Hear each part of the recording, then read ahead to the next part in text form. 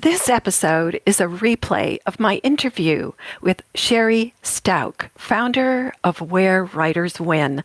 It was one of the most listened to and downloaded episodes from season 1, and it's one of my favorites. Sherry and I talk about actionable marketing tips, and we lob creative publicity ideas out there for you because marketing matters. It's part of the creative process, not separate from it. So whether you are just beginning a manuscript or have completed one, this episode is for you, and it's filled with real-world advice that you can use immediately. Just as stories matter in all genres of writing, stories matter in marketing too. And at the core, marketing is simple. It's about telling the better story. This episode will help you do that. Okay, bibliophiles, grab your cup of caffeine and join me. It's time for your weekly jolt of inspiration. Welcome to Literary Latte. I'm your host, Lynda Bouchard, and I've been working with authors and publishers for over 20 years. This show is all about empowering you as writers to think differently, to become that red M&M in a bowl full of brown ones. I'll show you how to navigate the ever-changing landscape of the publishing world. And my superstar guests know where the potholes are, and together we'll help you avoid them on your way to success.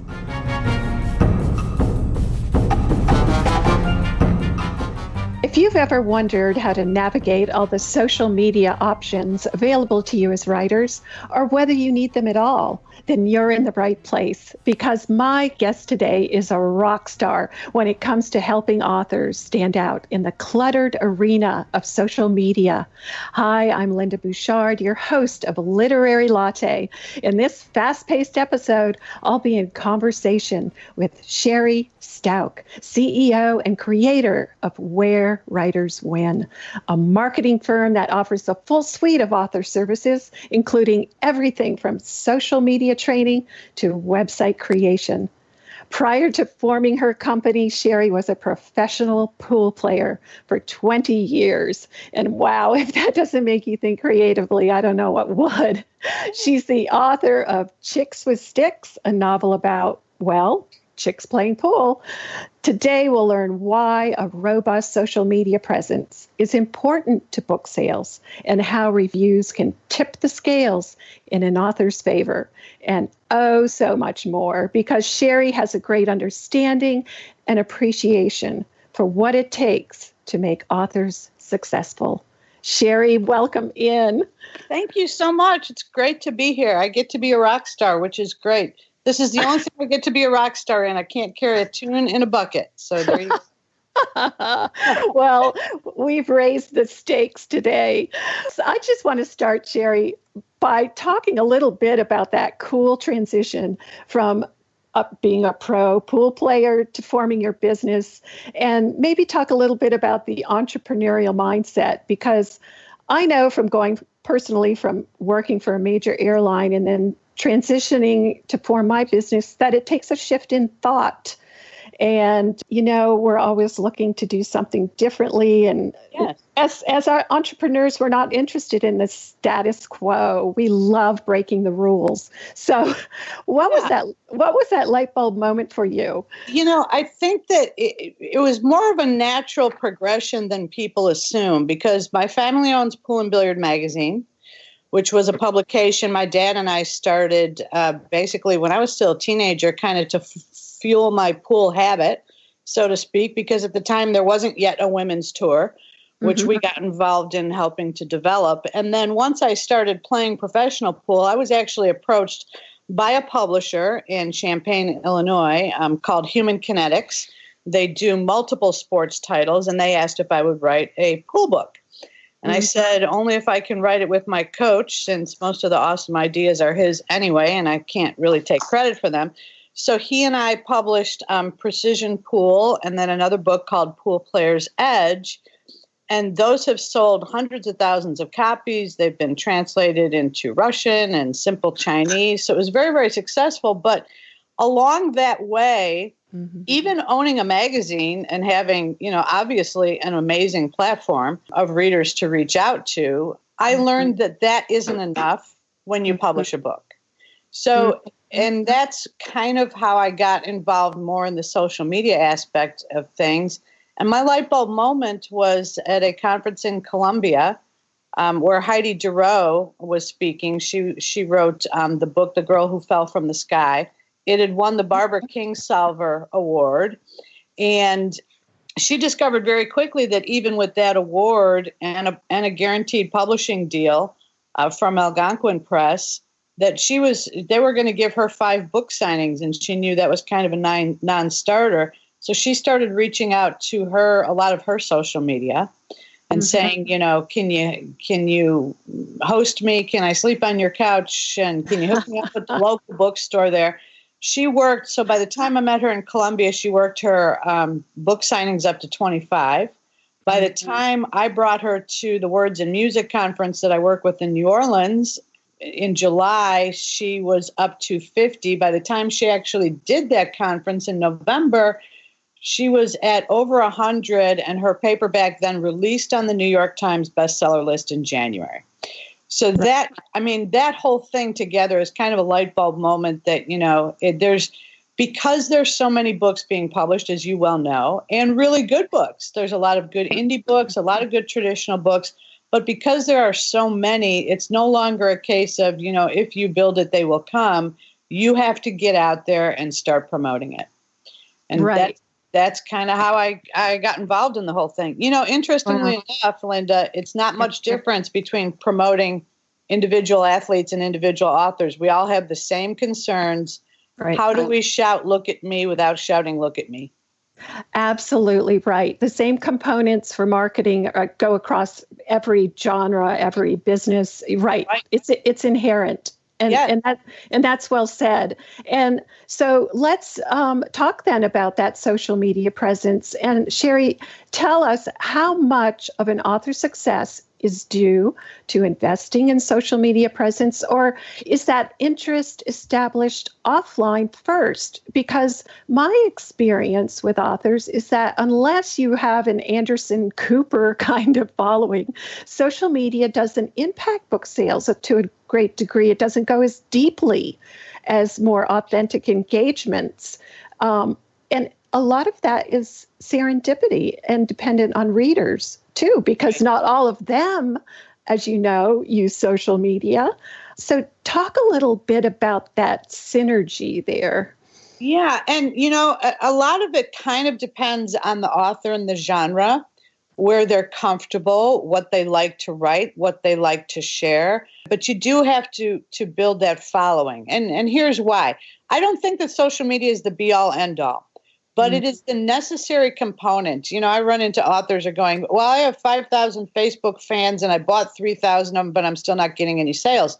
But that's really not the point of social media. The point of social media is to interact with your tribe who has interest in your work, with the ultimate goal of being able to drive them back to your author website where you control the conversation and can speak one-on-one to them. Let me just jump in right there, because you made a really important point about the difference between having like a social media platform and then a website, because I think your website is the only thing absolutely within your control.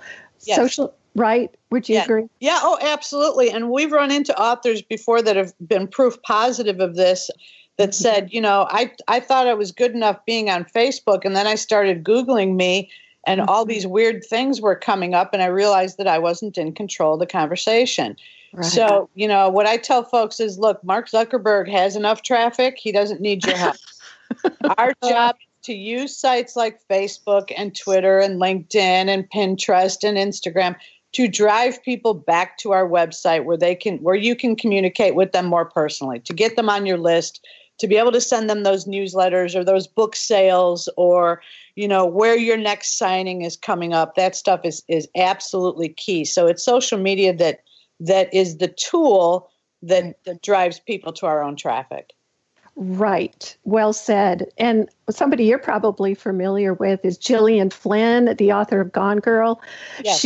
She did not have a huge social media presence, but as you know, her books are wildly successful. So I think that writing a great book comes first because great words will always find an audience, and then build what's comfortable for you is in the way of social media platforms. Would you agree with that? I would, and I think that the other big part of it is influencers, and I think that this is where authors, get kind of stymied a little bit too, because it's not enough just to do social media. Like I said, Heidi Giroux used it for book signings. Bren McLean used it to get, speaking gigs at various organizations. A lot of our authors have done that. Others have used it to kind of get entree into library talks and things. So what we do with Where Writers Win is we have a subscription-based platform called the Winner Circle. That, by the way, I'll give you a special code for your listeners, Lynda, that gets them $20 off the year. So it's all of $39.95 for a full year. But that gets you access to vetted book reviewers by genre, library listings, bookstore listings state by state, book clubs state by state. All of these people are what we call influencers because they have the ability, rather than the one-on-one conversations we're having on social media, the influencer, that book reviewer, is telling their audience about your book. That bookstore is giving you entree into its audience. Same deal with the libraries. That book club, if you can get a book club, not only does that book club talk to each other, and there's 7 or 8 or 20 or 50 or 3,000 readers in the club, but then they are also sharing that news online. Classic story of that, 2 classic stories. One, Water for Elephants, which I know you're familiar with. Great book, great movie. Right. Started as a very small book release from Algonquin Press. And it was a great book. And the book club started getting a hold of it and talking about it. And pretty soon, she's got a 7-figure deal and movie rights and everything else. And it was because of the influence of book clubs. In another case of book club influence, there is a book being passed around Tennessee to the various book clubs. The author was the publisher was in North Carolina. They actually had to go into reprint of the book because they were getting so many requests for this book. It had been out of print for 10 years. So it's all extending the shelf life of fiction. You remember the days where if you didn't sell in 3 months, you were remaindered. Right. So it's extending the shelf life too. So all this online digital stuff it's all great news for us authors because you have to be literate, right? And it's cheap. Absolutely right. And it's very accessible. Yes. But it also makes it, on the other side, a bit more problematic because you're always trying to rise above that noise, rise above the competition, find your niche, get yourself noticed, as I like to say, be the red M&M, stand out in the crowd. So yeah, it's a kind of a double-edged sword where it's so fantastic because all you need now is a laptop and an idea, and away you go. And the control has shifted to the author, which I think is fabulous, but it's also created a challenge for them as well. So tremendous challenge. When it was just traditional publishing, they were the gatekeepers. Yes. And now the audience, that's been that shift. And, you've seen that shift as a publicist, and anyone in marketing and advertising has seen the shift too. It's no longer about you standing at the top of the hill crying out, buy Pepsi or buy Coke. It's about getting other people at the top of the hill to shout, buy my product, buy my book. Right. And that would be the kind of the reviewers, as you were just discussing. Right. So let's talk a little bit about that, Sherry, the reviews and how important they are to authors. In my experience working with authors, one of the most important components of a strong book promotion campaign is generating book reviews. Because when someone's browsing a bookstore, searching online, they often consider those reviews before making a purchase. And if a book has very few reviews or bad reviews or none at all, they may question its quality. So let's talk a little bit about that, Sherry. And what about paid reviews? What are your feelings on that? And are professional reviews or readers' reviews more important? And, I think that some paid reviews are great. I mean, obviously, if you're an indie author, you're kind of forced into the paid review spot because you're not going to get considered for a Publisher's Weekly or a Kirkus review without paying that fee. That's kind of how they weed things out themselves. So in those cases, yes, it's worth paying for that review. Forward reviews is another good one because those reviews, then if you get a forward review, it is listed on your Ingram iPage for your distribution. It's listed, you get a good review, it's listed right there with your catalog page, which can be very important to an author. For the rest of them, I usually suggest that authors start with the free or very inexpensive reviews. A lot of them are trying to upcharge for expedited reviews and that sort of thing. And I understand that because they're all being inundated. But again, it's one of those things that, note if you're going to pay anything for a review, where is that review being shared? What kind of mileage are you going to get out of it besides sharing it to your own social media? Because again, if they're an influencer and they're sharing it out to a vast audience, well, then that's a service worth paying for.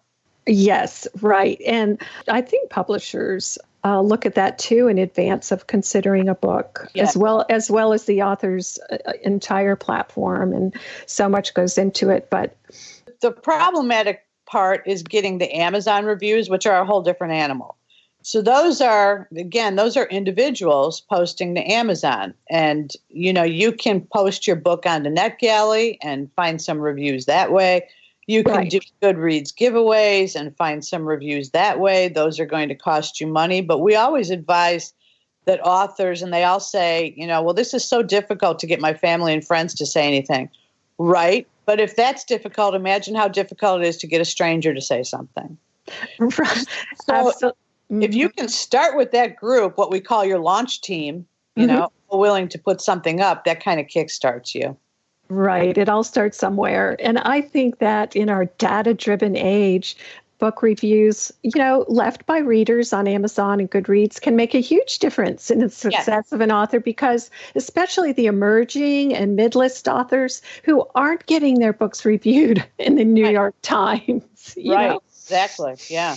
For those of you just joining us, you're listening to Literary Latte. I'm your host, Lynda Bouchard, and my guest today is the amazing Sherry Stout, founder of Where Writers Win. And if we could segue a little bit to the importance of reader communities, and maybe let's talk a little bit about something dear to my heart, which is in independent bookstores. And this is why I adore them, Sherry. And maybe you feel like this as well, because unlike online sites like Amazon that, pepper us with pop-up ads and that not so personal nature of things, booksellers listen and they read your face. They buy you a cup of coffee in the cafe. And you know what? They know that the sweetest, scariest stories in their stores aren't between the covers of the books, but in their customers. And they value those stories. So let's talk about the importance of independent bookstores to readers and to writers, and the most effective way writers should approach them with their books. Yeah, absolutely. And, I think that you did a guest post for us back maybe a year or two ago, Lynda, about, appealing as a regional author and starting in your own backyard and then letting the popularity ripple out from there. Right. And I think that is absolutely key. And it starts with your indie bookstores and also your libraries. But those independent bookstores, they are absolutely critical, especially if you're writing fiction that will tend to have a little bit of a shorter shelf life than nonfiction. The big mistake that authors make starting out, and again, it's nothing nefarious that they're doing. It's just lack of knowledge of the industry, is that an indie bookstore is not there to do author events. They're running a business too. They're selling books. And I heard it put so well at one of the Southern Independent Booksellers Association conferences, SIBA, where they said, I get probably 100 to 150 authors walking in my store every single day saying, you should give me a book signing. And she says, and the first thing that I tell them is, even Penguin Random House has to make an appointment. Right. They can't get anything done. So the first thing to do is to recognize that they're in business too. They're trying to turn a profit. Most indie bookstores are operating at an 8% or less margin, which is a very, very tiny margin for error. So you have to give them, like you said, be the red M&M, give them a reason to have you do a signing there. And that typically means when you go to that first bookstore, make sure you let them know that you're inviting all your friends and family and coworkers and people you meet at the park to attend this book signing, because it's in the bookstore's best interest if you're going to bring them a new audience. So, and it's just, they win, you win. They're giving you a place and a forum to talk about your book, and you're bringing them in some new customers, and then they're also going to tell their customer list. For a lot of authors that write in genre, so if you're a romance writer or a mystery writer or a thriller writer, and you're pretty solid sci-fi in that genre, what you can do with indie bookstores is appeal to their, they don't have time to do all the events that they'd love to do for every single author, but suggest to them a genre day. What if you do a romance Saturday and I help you gather, 6, 8, 10 different romance authors to come in and do a signing and readings, and every one of those 6, 8, 10 authors brings in an audience too. Well, now you're benefiting from all of their audiences, and the bookstore is benefiting from all of it, and everybody goes home happy selling more books. Right. Yes. And you do have to bring ideas to them, like you said, because a book signing is a book signing is a book signing. And so, I always advise my clients to make it different, hold a workshop, do something cool for your audience that comes in and spends their precious time with you. So, to make it different is so significant. And independent bookstores are really amenable to that, which is really cool, more so than the big box stores. And that's another justification for the social media too. It's good to be shouting about those indie bookstores and where you're doing events, but also other events that are happening in indie bookstores, because they recognize that. Yes, they sure see that you're shouting them out. And again, it's a partnership. And, there's some Mary Alice Monroe, very popular author who basically got her start and her footing with a lot of the indie bookstores. And she's very careful to shout them out and to be at events and do things for them and stuff. And they appreciate it, and they appreciate her being there as well. So it really is what's good for you is good for me situation. Yes, it's a beautiful alchemy, and you foster each other's successes, which is so nice. And independent bookstores are just vital to communities. And it's so interesting, because when Amazon burst into the online retail scene, the future, looked really bleak for independent bookstores. But, a few have gone by the wayside, but really they're having a resurgence. They're thriving. And they've become kind of that modern day Cheers, where you can go where everybody knows your name. And they host book clubs, and they give book club members discounts on books. And again, with so much independent publishing out there and small publishers and university presses and things, they kind of become, for lack of a better word, I hate to use it again and again, but they become those gatekeepers. So, if you can get a bookstore to fall in love with your work, they do what's called hand selling you, which means that they're telling clients, this is a good book. I loved it. You should read it. And that goes a long, long way to building an author's career. Oh, it does. It does. Because they have that sense of community, and they champion that ideal of localism. And they also are great at curating their inventory to provide a more personal customer experience, rather than always recommending the best sellers. Right.